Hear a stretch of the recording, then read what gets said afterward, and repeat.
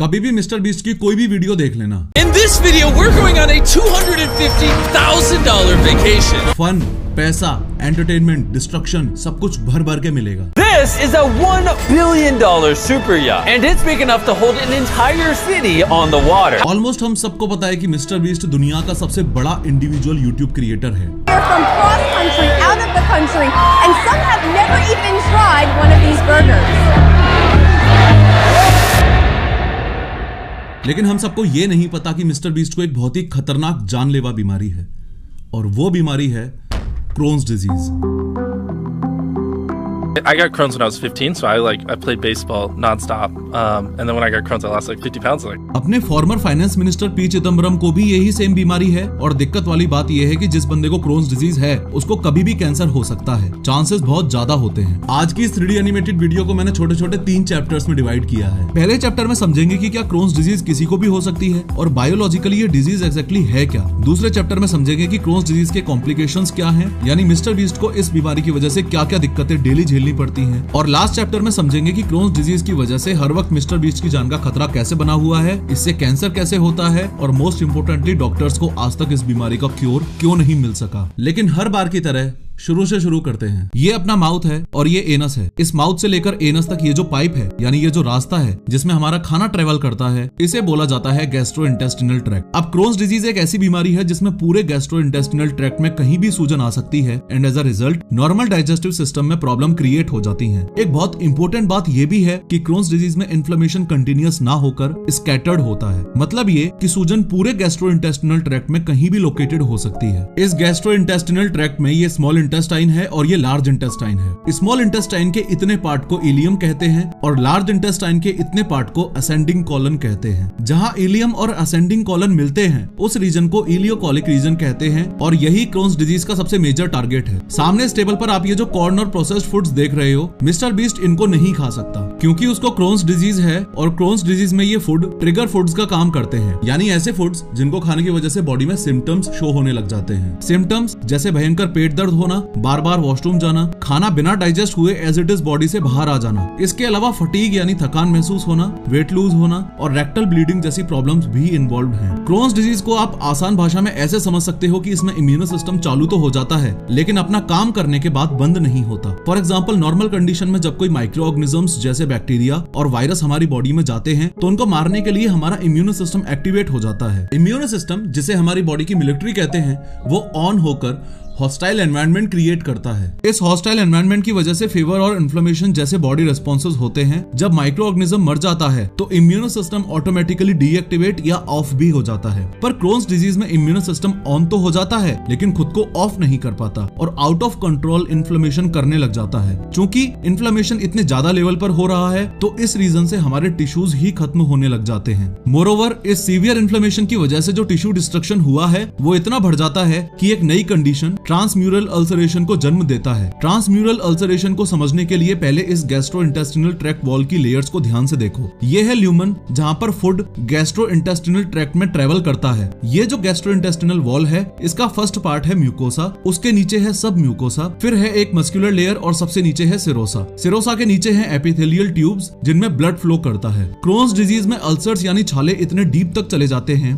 कि gastrointestinal wall की serosa layer भी डैमेज हो जाती है और वेन से ब्लड बाहर की तरफ आने लगता है जिससे बॉडी में और ज्यादा कॉम्प्लिकेशंस क्रिएट हो सकते हैं। ये तो हमें पता चल गया कि क्रोन्स एक खतरनाक बीमारी है, लेकिन एक इंपॉर्टेंट सवाल ये भी है कि आखिर मिस्टर बीस्ट को क्रोन्स डिजीज हुई ही कैसे। और उससे भी ज्यादा इंपॉर्टेंट सवाल ये है कि क्या क्रोन्स डिजीज मुझे, आपको या दुनिया में किसी को भी हो सकती है। देखो 1932 में डॉक्टर बरिल बी क्रोन ने अपने साथियों के साथ मिलकर इस डिजीज को खोजा था, लेकिन चौंकाने वाली बात है कि 1932 से आज तक यानी 91 साल बाद भी डॉक्टर्स इसका कोई इलाज नहीं ढूंढ पाए हैं। इसका एक सिंपल सा रीजन ये है कि अभी तक ये पता नहीं चल पाया है कि क्रोन्स डिजीज एग्जैक्टली किन फैक्टर्स की वजह से होती है। हालांकि क्रोन्स डिजीज के अभी तक 3 मेजर फैक्टर्स सामने आए हैं, जिनमें से फर्स्ट तो इम्यूनो सिस्टम का अनकंट्रोलेबल होकर क्रोनिक इन्फ्लेमेशन करना, दूसरा है एनवायरनमेंट जिसमें भी डाइट और स्मोकिंग काफी बड़ा रोल प्ले करते हैं। थर्ड फैक्टर है जेनेटिक, पर इसे समझने के लिए हमें एक सेल के पास जाना होगा। ये है हमारा सेल। इसका सबसे इंपॉर्टेंट पार्ट है ये न्यूक्लियस। न्यूक्लियस ही सेल को काम करने के लिए ऑर्डर्स देता है और सेल डेवलपमेंट में भी यही इंपॉर्टेंट रोल प्ले करता है। न्यूक्लियस के अंदर जाकर देखो तो इसमें ये क्रोमोसोम्स हैं। क्रोमोसोम्स ऐसे थ्रेड लाइक स्ट्रक्चर्स होते हैं और अपनी बॉडी के हर एक सेल में ऐसे 23 पेयर्स ऑफ क्रोमोसोम्स होते हैं।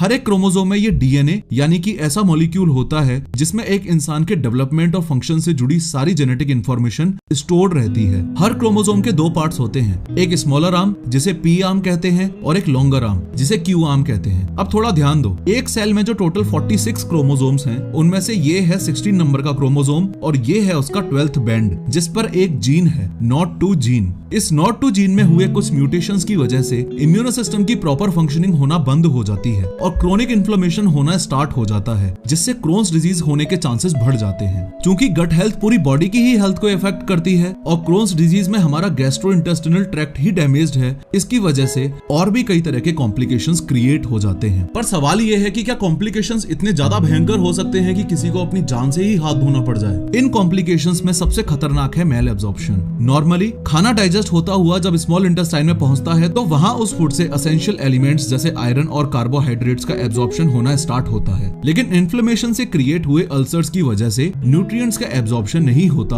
और एनीमिया और वेट लॉस जैसी प्रॉब्लम्स हो जाती हैं। यहाँ ध्यान दो कि डाइजेस्टिव सिस्टम में कॉम्प्लिकेशंस होने की वजह से मिस्टर बीस्ट को पथरी होने के यानी कि किडनी स्टोन्स होने के भी चांसेस काफी ज्यादा हैं। एनीवेज, दूसरा सबसे बड़ा कॉम्प्लिकेशन है फिस्टुला। ये देखो, ये आपकी स्मॉल इंटेस्टाइन है और इसके आउटर सरफेस को ही सिरोसा बोलते हैं। जिसको क्रोन्स डिजीज होती है उसका स्मॉल इंटेस्टाइन का ये सिरोसा डैमेज हो सकता है और डैमेज इतना सीवियर होता है कि स्मॉल इंटेस्टाइन के दोनों ट्यूब्स की बाउंड्री खत्म हो सकती है। फॉलोइंग दिस आपकी इंटेस्टाइन्स में स्टूल, ब्लड या पस लीकेज हो सकता है। थर्ड कॉम्प्लिकेशन है स्ट्रिक्चर्स। इसका मतलब है इंटेस्टाइन का कुछ एरिया नैरो डाउन होना। बार बार इन्फ्लेमेशन और बार बार हीलिंग से इंटेस्टाइन्स की लाइनिंग में चेंज आ जाता है। इंटेस्टाइन कहीं से पतली हो जाती हैं और बाउल डिस्ट्रक्शन क्रिएट करने लगती हैं। इन सब बातों में सबसे खतरनाक कॉम्प्लिकेशन है कोलोरेक्टल कैंसर। कैंसर इतने लंबे टाइम तक इन्फ्लेमेशन होने की वजह से लार्ज इंटेस्टाइन के कोलन और रेक्टम एरिया में डेवलप हो जाता है जो जानलेवा साबित हो सकता है। खैर ये सब कॉम्प्लिकेशंस तो गैस्ट्रोइंटेस्टिनल ट्रैक्ट से रिलेटेड हैं, पर कुछ ऐसी चीजें भी हैं जो इंटेस्टाइन्स के अलावा भी बॉडी को अफेक्ट करती हैं। कुछ केसेस में बोन डिजीज जैसे आर्थराइटिस, स्पॉन्डिलाइटिस, ऑस्टियोपोरोसिस होना, आई डिजीज जैसे एपिस्क्लेरिटिस, आइरिटिस, पोस्टीरियर यूवाइटिस हो जाना, स्किन डिजीज जैसे एराइथीमा नोडोसम, पायोडर्मा गैंग्रीनोसम और प्राइमरी स्क्लेरोजिंग चोलंगाइटिस मतलब लीवर की बाइल डक्ट्स में इन्फ्लेमेशन होना पॉसिबल है। अब एक इंपॉर्टेंट सवाल ये भी है कि किसी बंदे को क्रोन्स है या नहीं, डॉक्टर्स इसका पता कैसे लगाएंगे? इस डायग्नोसिस वाले पार्ट को मिस्टर बीस्ट के एग्जांपल की मदद से समझते हैं। जब मिस्टर बीस्ट को सीवियर पेन और फ्रीक्वेंट बाउल मूवमेंट हो रहा था तो डॉक्टर ने पहले कुछ ब्लड टेस्ट करवाए। इन टेस्ट की मदद से ब्लड में iron deficiency, protein deficiency, liver में इन्फ्लेमेशन का पता लगाया। क्रोन्स डिजीज को पहचानने के लिए डॉक्टर्स एक और जो तरीका यूज करते हैं वो ध्यान से समझो। यहाँ थोड़ा ध्यान दो, ये आपकी लार्ज इंटेस्टाइन है और उसके ऊपर ये येलो कलर की जो चीज आप देख रहे हो ये क्रीपिंग फैट है। मतलब जो एब्डोमिनल फैट था वो इन्फ्लेम्ड इंटेस्टाइन्स की वॉल्स के बाहर की साइड पर जाकर चिपक गया है। इसका पता एमआरआई से लगाया जाता है। इसके अलावा स्किप लीजन्स में इंटेस्टाइन इस तरह की कोबल स्टोन जैसी दिखने लगती हैं, जो कि क्रोन्स डिजीज का एक बेसिक सिम्टम है। सबसे इंपॉर्टेंट बात ये भी है कि क्रोन्स डिजीज का कोई क्योर नहीं है और इसे सिर्फ मैनेज किया जा सकता है। जिस टाइम क्रोन्स डिजीज के सिम्टम्स हाइटन्ड होते हैं उस कंडीशन को फ्लेयर अप कहते हैं और जिस टाइम क्रोन्स डिजीज के सिम्टम्स नॉर्मल होते हैं उसको रेमिशन टाइम कहते हैं। ट्रीटमेंट में सिर्फ रेमिशन को मेंटेन किया जाता है ताकि बंदा अपनी लाइफ नॉर्मल तरह से जी सके। इसके लिए anti inflammatory drugs, antibiotics, immunosuppressants जैसे कोर्टिकोस्टेरॉइड्स जैसी मेडिसिन्स का यूज किया जाता है। कुछ सीवियर केसेस में सर्जरी भी करनी पड़ती है। सर्जरी सिर्फ क्रोन्स डिजीज की वजह से हुए कॉम्प्लिकेशंस को कम करने में हेल्पफुल है। इस बात में कोई दो राय नहीं है कि mister beast most subscribed YouTuber होने के अलावा एक्सट्रीमली हार्ड वर्किंग बंदा है। एक एक वीडियो में करोड़ों रुपए लगाने के साथ हाईएस्ट पॉसिबल क्वालिटी क्रिएट करने के लिए अपनी जान तक डाल देता है।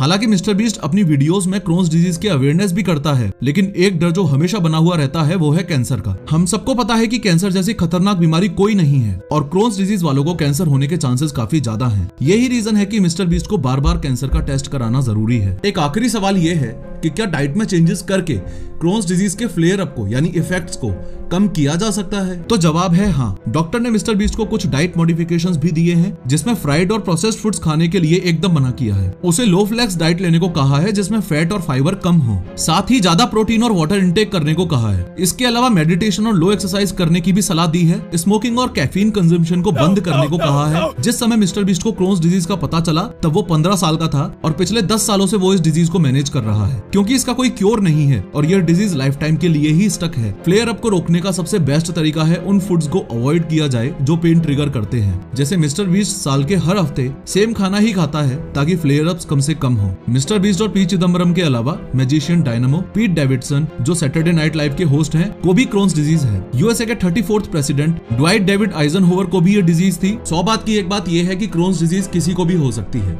जब तक माँ के हाथ का खाना खा रहे हो तब तक क्रोन्स डिजीज की चिंता मत करो, लेकिन अगर बाहर का खाया तो किसी न किसी बीमारी के लिए तो रेडी रहना ही। उसके अलावा क्रोन्स डिजीज अमेरिकन और यूरोपियंस में होने के चांसेस सबसे ज्यादा होते हैं, because there genetic composition and the environment is different from others. खैर, इस वीडियो में मैंने 3D एनिमेशन की मदद से डिटेल में बताया है कि कतर ने अपने इंडिया के 8 एक्स नेवी ऑफिसर्स को फांसी की सजा क्यों सुनाई है। क्लिक करो और डिटेल में समझो।